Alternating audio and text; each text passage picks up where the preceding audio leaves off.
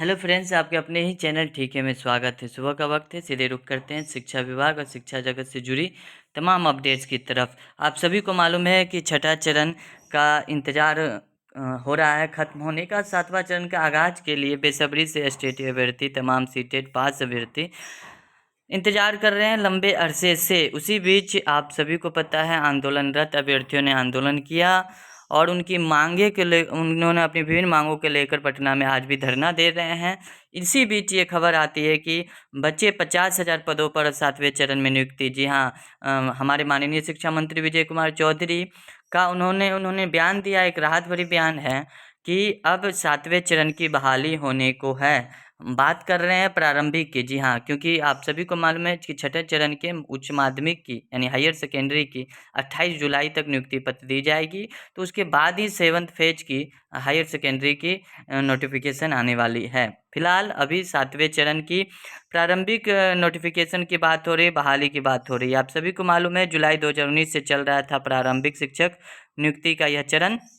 Video में आगे बढ़ने से पहले हम्बली रिक्वेस्ट है, अगर चैनल पर नए हैं तो चैनल को सब्सक्राइब कर बेल आइकन पर प्रेस कर दें। एक एक करके सभी अपडेट्स को इस वीडियो में कवर करेंगे।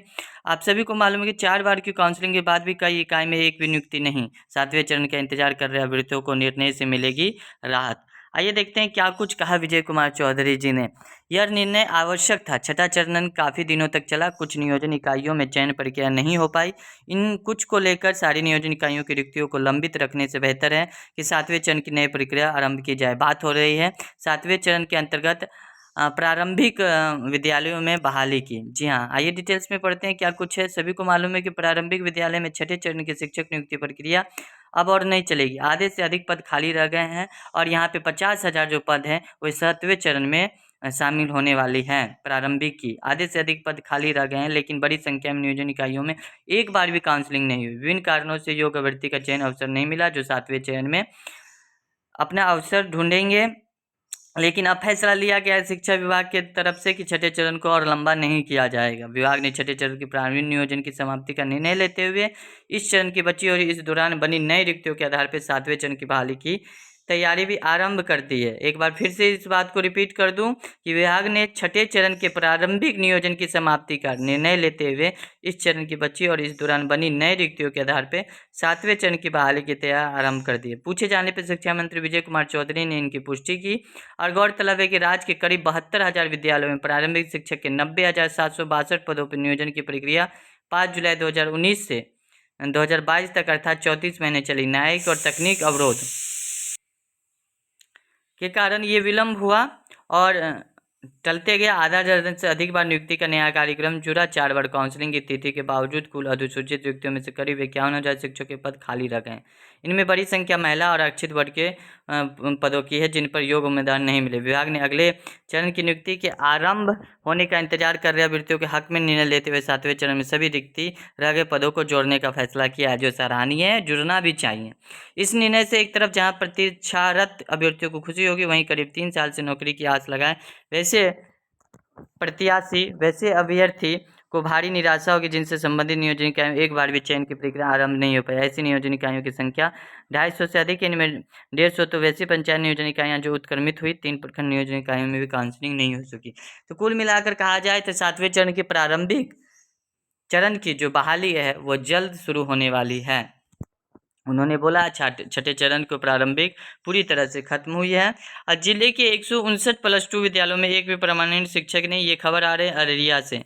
आप सोच सकते हैं दोस्तों कि जिले के 159 +2 विद्यालयों में एक भी परमानेंट शिक्षक नहीं है। 7 प्रोजेक्ट के स्कूलों में भी शुरू है +2 की पढ़ाई। 10+2 में 303 शिक्षकों की होगी बहाली प्रक्रिया जारी। जिले के +2 विद्यालयों में शिक्षकों की कमी की समस्या शीघ्र दूर होने वाली है, क्योंकि 303 पदों के बहाली की प्रक्रिया जारी है। जुलाई के अंत तक बहाली प्रक्रिया पूरी हो जाएगी। इससे +2 स्कूलों में काफ़ी हद तक शिक्षकों की समस्या दूर हो जाएगी और जिले के 2 स्कूलों के लिए 303 शिक्षकों की बहाली हुई, जिनमें 266 जिला परिषद के, 16 अररिया एवं फारबिसगंज नगर परिषद के एंड जोगबनी नगर पंचायत के पद शामिल हैं। राजकुमार डीओ अररिया का कहना है कि पढ़ाई में शिक्षकों की कमी न हो, इसके लिए योग्यताधारी शिक्षकों से काम चल रहा है। फिलहाल शिक्षक नियोजन की प्रक्रिया जारी है, तो इसको आप पढ़ लीजिएगा। 132 शिक्षक 11वीं और 12वीं के 15,000 बच्चों को पढ़ा रहे हैं। 232 माध्यमिक स्कूलों को +2 में किया गया है उत्क्रमित। इसको डिटेल्स में पढ़ लीजिएगा आप सभी। और क्या कुछ है कि शिक्षकों का दस्तावेज जमा करने का निर्देश है। 88,000 दस्तावेज ही जमा किए गए हैं। और 2006 से 2015 के दौरान नियुक्त शिक्षकों के लिए आदेश, पोर्टल पर अपलोड दस्तावेजों को करनी है निगरानी की जांच। पदाधिकारियों ने कहा है कि 2006 से 15 के बीच चयनित नियोजित शिक्षकों को दस्तावेज जमा कराएं। प्राथमिक शिक्षा निदेशालय का पत्र निकला है, पत्र में फॉर्मेट देकर विभागीय वेबसाइट पर अपलोड करने को कहा है। ये बहुत दिनों से चलती आ रही है मामला। और 7वें चरण की बहाली को लेकर आंदोलन शुरू। इसी आंदोलन के कारण ये आमरण अनशन हो, आंदोलन हो, इसी आंदोलन के कारण आज शिक्षा विभाग ये निर्णय लिया है कि 7वें चरण की प्रारंभिक बहाली शुरू की जाएगी। और आप लोगों से अनुरोध है, इसी तरह लोकतांत्रिक तरीके से अपनी बातों को चौतरफा सरकार पे दबाव बनाकर रखें, बातों को रखें और अपनी विभिन्न मांगों को सरकार से बड़ी लोकतांत्रिक तरीके ढंग से कहें और उनको मनवाएं। ये आप देख सकते हैं कि अभ्यर्थी जुटे थे पटना में, बड़ी संख्या में महिला अभ्यर्थी भी मौजूद थी। 50,000 से अधिक सीट रिक्त हैं। उन्होंने सरकार 2022 तक विद्यालयवार रिक्ति जोड़कर मार्च में ही नोटिफिकेशन जारी करने की मांग की थी, लेकिन ऐसा नहीं हुआ। अगर अभ्यर्थियों का यह दीपांकर जो हैं शिक्षक अभ्यर्थियों का यह कहना है कि यह आंदोलन अनिश्चितकालीन जारी रहेगा, जब तक शिक्षा मंत्री 7वें चरण की प्राथमिक विज्ञप्ति नहीं जारी करते, तब तक सभी अभ्यर्थी घटनास्थल पर जुटे रहेंगे।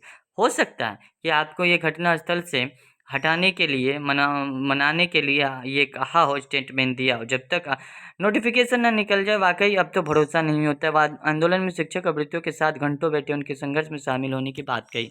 तो ये तमाम खबरें थी। एक राहत की खबर है कि 7वें चरण के प्रारंभिक स्तर की बहाली आने वाली है जल्द। धन्यवाद।